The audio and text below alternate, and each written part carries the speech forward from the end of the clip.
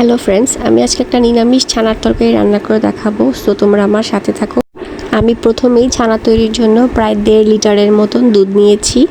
দুধে যখন বলক উঠে যাবে তখন আমি প্রায় 2 টেবিল চামচের মতন হোয়াইট ভিনেগার দিব। হোয়াইট ভিনেগার দেওয়ার কিছুক্ষণ পরে দেখতে পারবা যে এরকম ছানা কাটা শুরু হয়েছে। এখন একটা স্ট্রেনার দিয়ে ছেঁকে পানিগুলো আলাদা করে নিব।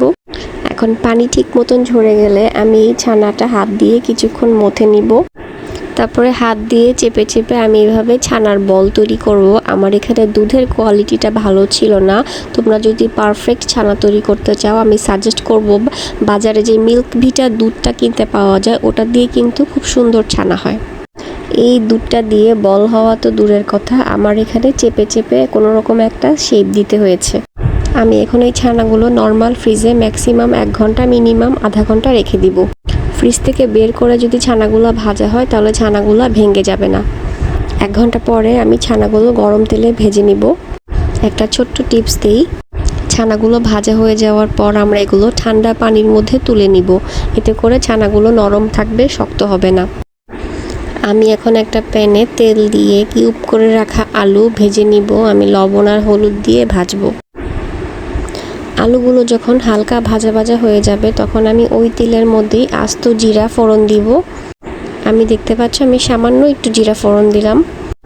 এখন আমি দিয়ে দিব 2 চা চামচ জিরা বাটা। তারপরে আমি এই তেলের মধ্যে জিরা বাটাটা একটু হালকা নেড়ে চেড়ে নিব, তাহলে জিরার যে কাঁচা গন্ধটা সেটা চলে যাবে।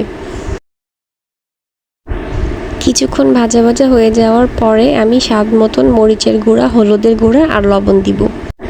তারপরে আমি এখানে অল্প অল্প গরম পানি দিয়ে আলু আর মশলাগুলা কিছুক্ষণ কষিয়ে নিয়েছি।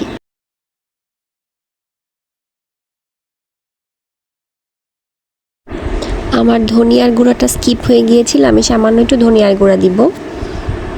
সব কিছু কষানো হয়ে গেলে আমি এখানে ঝোলের জন্য গরম পানি দিচ্ছি, এতে করে আলুটাও সিদ্ধ হয়ে যাবে। কিছুক্ষণ পর দেখতে পাচ্ছ পানিতে ভিজিয়ে রাখা ছানাগুলো আমি দিয়ে দিব। আমি হালকা বাদামি করে ভেজে ছানাগুলো ঠান্ডা পানিতে ভিজিয়ে রেখেছিলাম। আমার কাছে ঝোলটা একটু পাতলা লাগছিল, সো আমি কিছু চালের গুঁড়া একটু ঝোলের মধ্যে মিক্স করে অল্প একটু চালের গুঁড়া, বেশি না, আমি দিয়ে দিব। পরে মিশ্রণটা ভালো করে মিক্স করে নিব। আর যখন দেখব আলুটা ভালো মতন সিদ্ধ হয়ে গিয়েছে তখন আমরা এটা নামিয়ে নিব। হয়ে গেল সুস্বাদু ছানার রসা বা ছানার তরকারি, যেটাই বলো। মাছ মাংস খেতে খেতে বোর হয়ে গেলে এটা রান্না করে দেখতে পারো, অথবা এটা সাইড ডিশ হিসেবেও খেতে পারো। আমার রেসিপিটা যদি ভালো লাগে please like and subscribe my channel. Thank you.